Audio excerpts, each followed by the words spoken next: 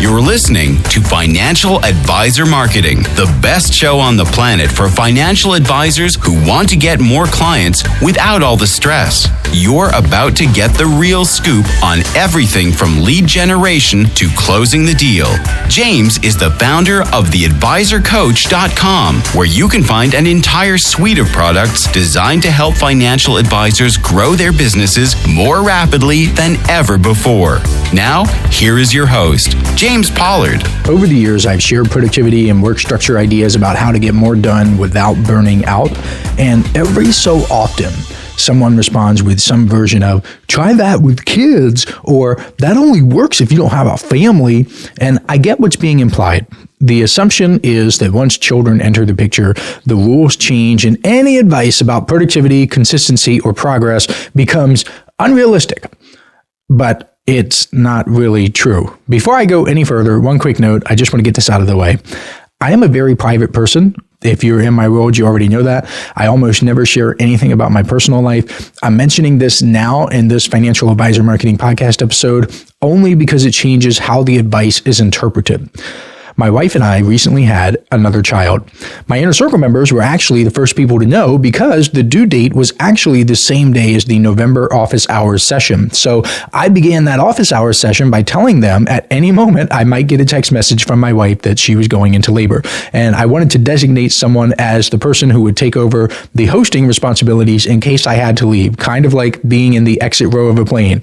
Do you accept the responsibility that comes with being in an exit row? Kind of like that. Fortunately, we were able to conduct the office hours session normally, and she went into labor much, much later. And I'm recording this episode in mid-December. In the past month, I've been spending time with my new child and doing the things that come with being a parent to a newborn. And I'm sharing this because the idea that kids invalidate productivity principles is just complete and utter nonsense. I mean, it really is. And one of my biggest pet peeves is when financial advisors use their children as justification for being disorganized, inconsistent, or passive in their businesses. Like, stop using your kids as excuses. It is lame. You are a clown if you do that. Kids do not break productivity principles. They expose whether you ever had real ones. When financial advisors say goofy stuff like, oh, try that with children, LOL, or that doesn't work if you have kids, what the financial advisors usually mean is they were relying on excess time. They were relying on motivation and energy spikes and brute force, and that does not work with kids. Children remove those crutches. And here's arguably the biggest lesson I've ever learned about how to balance parenthood and business. When you don't have a family, inefficiency is simply inconvenient. When you do have a family, inefficiency is expensive. It is so expensive. Lots of financial advisors don't even think of it in terms of expensive versus non-expensive or opportunity cost, but I'm telling you, you need to. Well, what do I mean? Before children, being busy versus productive doesn't make much of a difference. You have a ton of time to burn. You could just brute force your way through it. But after having children, every second of wasted time is magnified. I'll give you some examples. Example number one, needing to decide what to work on every single week or month or quarter, etc. Advisors sometimes tell me they want to stay flexible, and what that usually means is they burn mental energy every Monday morning deciding what deserves their attention. By the time they decide, half the week is gone. Example number two, learning without direction. It boggles my mind how much time people waste listening to all sorts of podcasts, even this one, watching YouTube channels, reading all of these random books, saving tactics for later, going through articles. Like, it's just a lot of stuff. Before children, it kind of feels like growth because you can pick one thing from the 4-hour podcast or whatever, and it's kind of worth it. But after children, it's just intellectual chatter. You don't need more on your digital bookshelf. You need the right ideas and you need to implement them. Consuming ideas without a decision framework is a recipe for anxiety. And we're gonna talk about decisions and how to implement all of this stuff. But it's no wonder so many financial advisors are on edge these days. They feel like they have no control. They're just worried about everything. They have a stick up their butt because they're just consuming all this information, and it's just chatter, really. Example number 3 is rebuilding the same conclusions repeatedly. They ask questions like, should I raise my fees? Should I have a niche? Should I niche down more? Should I advertise here or there or anywhere? Should I simplify my offer? They ask the same questions again and again because they never anchor to a decision. You're going to hear this again and again about the decision part. And it's one of the biggest inefficiency spots that I see among financial advisors, simply having someone tell them what to do, like I do with my inner circle members, is one of the most valuable things that they can have, period, because it changes everything. Example number 4 is custom building their marketing and trying to do everything custom in their businesses. It is also extremely wild to me how much time financial advisors waste trying to figure everything out themselves. They try to piecemeal things together when, again, simply having someone tell them what to do would be much more efficient. Now, that doesn't mean having someone like me come in and do the thinking for you. I'm not doing the thinking for you necessarily. I mean, I help you think through certain things. I assist you with your thinking, but I'm not doing the thinking for you. Example number 5, needing to be present in their businesses 24/7. If your marketing stops the minute you stop paying attention, then your business owns you. Parents need businesses that keep working while life interrupts. That's exactly what I design everything around. When you have young children specifically, the highest leverage move is not to just try harder. It is not to brute force it. It is not to learn more. It's to reduce the number of decisions standing between you and your progress, because you still need to make decisions. You still need to implement, but you want to reduce the number of decisions to the ones that matter the most. That is why advisors who stay engaged during these seasons, they usually feel calmer. They're not busier. They're not stressed. They are calmer and they're far more productive. I give you very specific examples of productivity advice I've given over the years and the pushback, the really silly pushback that I've received. I suggest time blocking all the time. People say that kids make time blocking impossible because schedules change. But the reality is that kids simply make unstructured time a little bit more dangerous. That's all it is. Time blocking just becomes looser. It does not become useless. Blocks start becoming ranges instead of these minute-by-minute calendars. Okay, you cannot have a minute-by-minute calendar with children. I guess you could, but you just have to be very adaptable. I also suggest having fixed start times for when you begin your work. People will say stuff like, oh, well, kids wake up at random hours. I can't predict that. And that's true. But fixed start times are just about momentum, not perfection. Besides, what else are you going to do? What are you going to do? Are you just going to give up? Are you going to not do anything? That's really silly. Come on. Well, actually, now that I mention it, that is exactly what a lot of financial advisors do. They just give up and don't do anything. I also recommend having defined stopping points. So not only do you know when you're going to start your work, but you also know when you're going to end your work. The rebuttal to that advice is so silly. And the whole try that with kids, LOL people, they say that you can't predict when you'll be interrupted, but you don't need to. Defined stopping points are there to reduce the friction you feel when restarting a task. That is the whole point of having them. It's because interruptions are guaranteed. You're doing it because you're going to get interrupted. And it's not just with business either. It's also with people's personal lives. They'll say things like, I don't have time for exercise with children. My friend, I recently shared on LinkedIn that I completed 472 workouts in 2025. That works out to be more workouts throughout the year than there are days. Do you know why?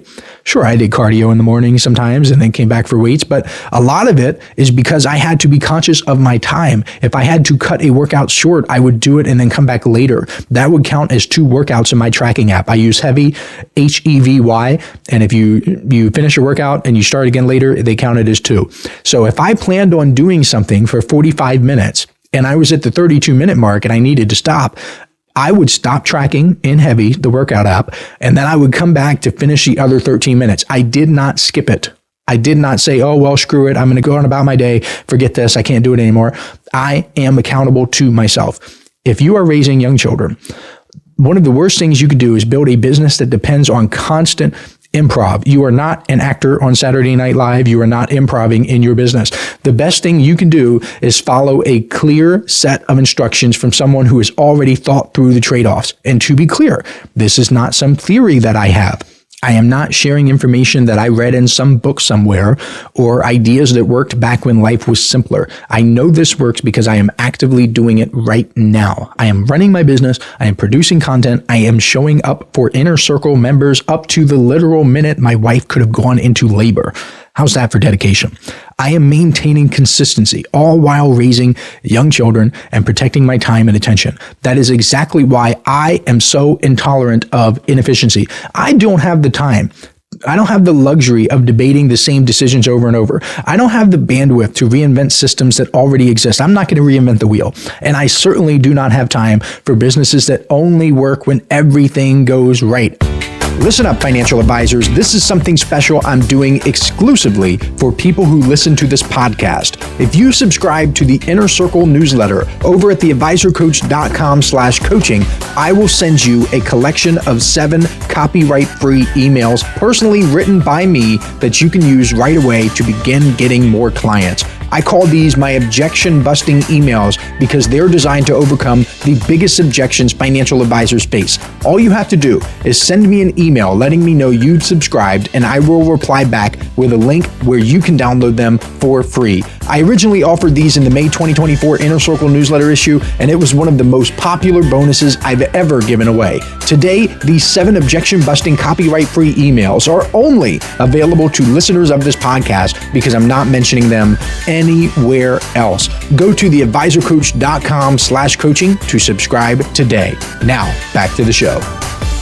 So, I think about how marketing strategies can operate in conditions like that, under constant interruption. So when I tell Inner Circle members what to do, it's not coming from abstraction. It's not because I read some Amazon bestseller, okay? I am not repackaging and rehashing some information. It is coming from decisions I have already made, trade-offs I have already tested, and systems I am actively relying on.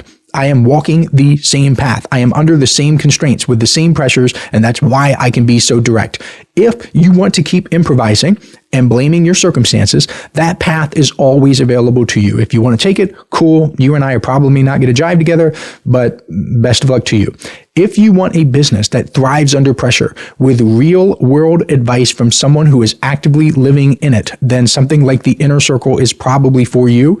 I'm just bringing that up, keeping it real with you because that's legitimately like you're probably a good fit if that's the case. So I strongly suggest checking it out over at theadvisorcoach.com/coaching. You don't have to sign up if you don't want to, but you should at least read all 8,000 plus words on the sign up page so you can know what you're passing up if you decide not to join. I just want you to know what it is that you're saying no to if you say no. I am recording this particular episode to let you know that my days are not predictable. My energy is not consistent. My schedule is not something I get to optimize like the productivity gurus suggest. Some days start early, some don't. Some are calm, some are chaos. Some days everything goes according to plan and it's amazing, but others don't. And a lot of the people giving productivity advice act like you have unlimited time with predictable energy and long stretches of uninterrupted focus. In other words, a life that's not real, a life that most people don't have, a life without real constraints. And to be clear, I tried a lot of that stuff. I'm not someone who's just going to dismiss it. I'm going to try it and see if it works for me. I tried to make it work anyway. I tried to be open-minded. I read the productivity advice that I thought would be okay, and I experimented with morning routines and weekly planning sessions and all of that. Some of it helped. Just telling you, some of it really was awesome, but most of it wasn't awesome at all. Not necessarily because the advice was wrong, but because it was built for a different reality. The turning point came when I realized something uncomfortable. Most productivity advice is designed to make you feel disciplined, not necessarily to make you effective. That's why productivity advice rewards complexity and what I'll call optimization theater. Who cares about optimization if you're broke? Who cares if you feel disciplined but you're unhealthy? It does not matter. I would rather be less optimized with more money and a happier, healthier life. Like who literally cares about optimization instead of all the other things? Like if the goal is to have more clients, wouldn't you rather have more clients with less optimization than being super hyper optimized and still have a business that's struggling? So that's when I stopped asking stuff like, how can I do more? And I started asking a very different question, which was, what can I stop deciding? So we're going to go back to the deciding part. That question changed everything for me because a lot of people mistakenly believe that productivity problems are execution problems, and they're not. They're really decision problems because you're deciding what to work on, deciding what matters to you in your life, in your business. You're deciding whether something is good enough to meet your standards and so on. They're all decisions. Every decision drains your energy, and every reopened decision, back when I talked about financial advisors ask, should I niche down? Should I advertise here or there? All those questions, they drain momentum.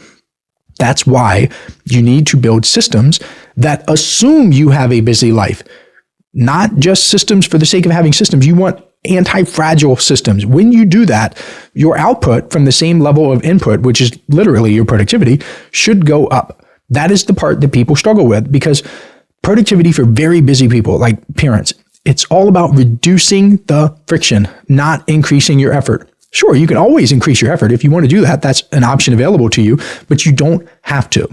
One more time, I am literally doing this. I am practicing what I preach. That is why I'm so confident in telling you this right now, because if your productivity system only works when you're well rested, when nothing goes wrong, when you have uninterrupted time, when you feel super motivated, then it was never a real system. Real productivity works under interruption. Real businesses operate under pressure. Real systems assume that life will get in the way. That's the productivity secret of busy people and busy parents. So to end this podcast episode, I'll say one more thing. I have noticed that financial advisors tend to fall into two camps. I've been running the inner circle for 8 years now, and even though cancellations are rare, I have like a 1.86% annualized churn rate, which means that, it's super awesome, lower than Netflix and Audible and Amazon Prime and all those big services. Super amazing. I love that. One of the more common reasons people leave is because they're either expecting to have or they have recently had children.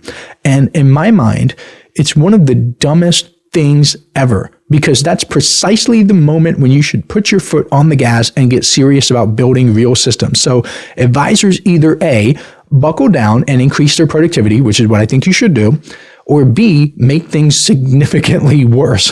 And they usually don't know that they're making things worse, but I do, because I've seen it again and again and again. But hey, they don't listen. They think they're special. They think they're different.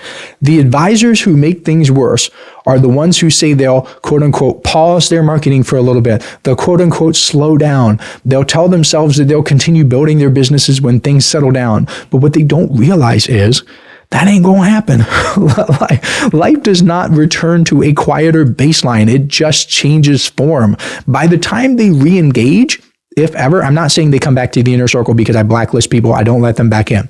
But by the time they re-engage with their marketing and their business, everything feels heavier and harder.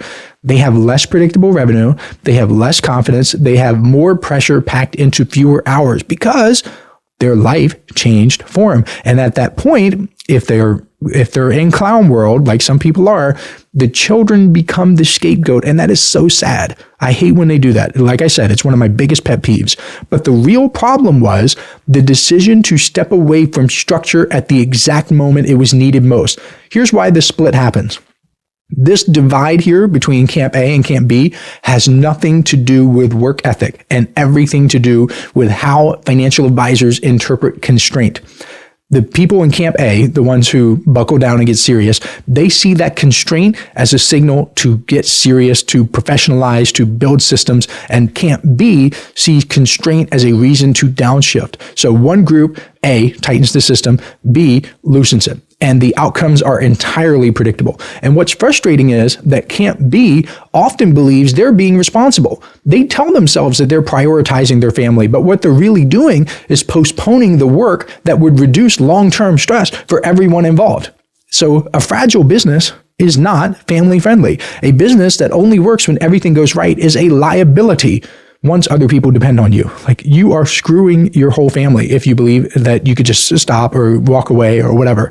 So if having a child makes your business harder to run, that is information that you should use to better your life. It is telling you that your business was never designed for the real world. That is why I get so animated about this topic. I don't see all of this as a reason to slow down. I see it as forcing proper function. It's a moment when you either build real systems or you pay the price for not having them. That is it. There is no neutral option.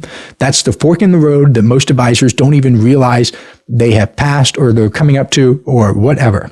Obviously, this episode is not just for parents because the principles can be applied no matter where you are in life. But if you know a financial advisor who is either expecting a child or who already has a growing family, please share this episode with him or her. It is legitimately some of the most valuable advice I can share with that specific audience. Thank you so much. It means the world to me that you're listening to this, and I will catch you next week. This is thepodcastfactory.com.